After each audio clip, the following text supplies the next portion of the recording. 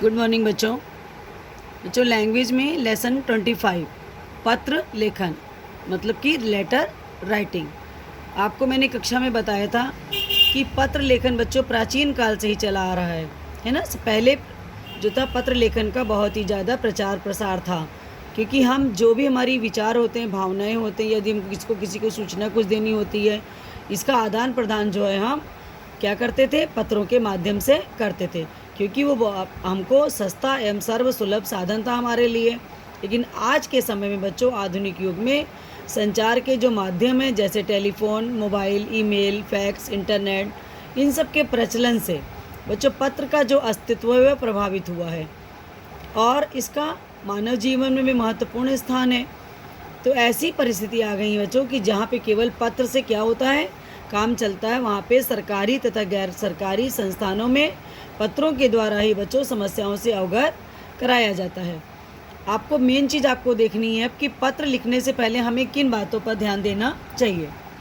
बच्चों, पत्र का जो प्रारूप होता है, जब स्टार्ट करते हैं पत्र लिखना और जब समाप्त करते हैं, जहाँ तक ये जितने भी क्रम होते हैं, जैसे पता, दिनांक, है ना, आरंभ और समापन, ये सारी चीज़ें बाईं ओर से लिखी जानी चाहिए पत्र में। और पत्र की जो भाषा होनी चाहिए वो स्पष्ट होनी चाहिए।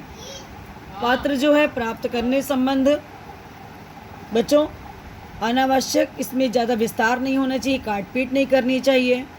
इसकी वर्तनी जो है बच्चों, अर्थात जो इसकी शब्द हैं वो शुद्ध होने चाहिए।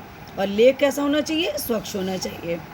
और ये ध्यान रखना चाहिए बच्चों कि पत्र पर भेजने वाले का जो एड्रेस से पता है वो नाम और पता एकदम स्पष्ट लिखा होना चाहिए। पत्र को बच्चों एक ही पेज पर, एक ही पृष्ठ पर, एक ही पेज पर लिखने का प्रयास करना चाहिए। और आजकल बच्चों पिन कोड बहुत आवश्यक हो गया, इसलिए पत्र पर पिन कोड अवश्य लिखना चाहिए। पत्र बच्चों दो प्रकार के होते हैं, एक होते हैं औपचारिक पत्र और एक होते हैं बच्चों अनौपचारिक। तो औपचारिक पत्र जो होते हैं बच्चों, वो आपको मैंने बताया था कि जैसे अवकाश के लिए, सुधार, शिकायत, ना, प्रार्थना पत्र आवेदन करने के लिए, कार्यालय के लिए, व्यवसाय के लिए, ये जितने भी इस कैटेगरी में, इस रेंज में बच्चों जो पत्र आते हैं वो क्या कहलाते हैं, औपचारिक पत्र। ठीक है। और बच्चों अनौपचारिक पत्र जो होते हैं वो हमारे, जैसे हम अपने सगे संबंधियों को, मित्रों को, दोस्तों को लिखते हैं, वो अनौपचारिक पत्र होते हैं।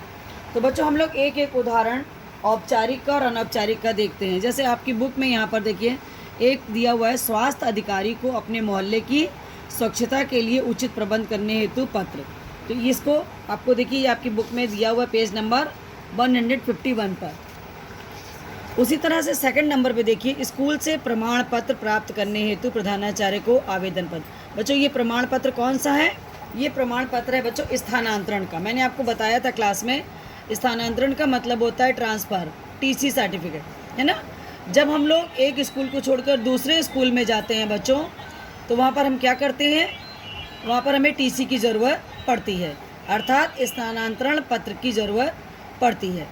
तो देखिए आप सबसे पहले प्रारूप में देखेंगे कि सेवा में श्रीमान प्रधानाचार्य जी, और यहाँ पर आप अपने स्कूल का नाम लिखेंगे विष्णु भगवान पब्लिक स्कूल।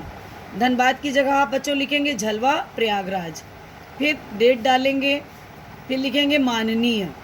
सविनय निवेदन है कि मेरे पिताजी का स्थानांतरण दिल्ली से कोलकाता हो गया है, अतः अब इस विद्यालय से आगे की पढ़ाई जारी रखना मेरे लिए संभव नहीं है। इसलिए बच्चों यहाँ पे लिखेंगे कि कोलकाता स्कूल के दाखिला प्राप्त करने के लिए, यहाँ पे आप कोई किसी और भी सिटी का नाम लिख सकते हो, ज़रूरी नहीं कि आप इस जो आपकी बुक में शहर का नाम लिखा है आप वही लिखो।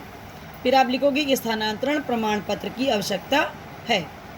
फिर आप यहाँ से लिखना कि यद्यपि विद्यालय से मुझे बहुत लगाव हो गया है, मगर फिर भी मेरी व्यवस्था के कारण मुझे विद्यालय छोड़ना पड़ रहा है, अतः आपसे अनुरोध है कि आप मुझे स्थानांतरण प्रमाण पत्र प्रदान करने की कृपा करें। लास्ट में लिखोगे बच्चों धन्यवाद, आपका आज्ञाकारी शिष्य, अपना नाम यहाँ पे नीचे डालोगे।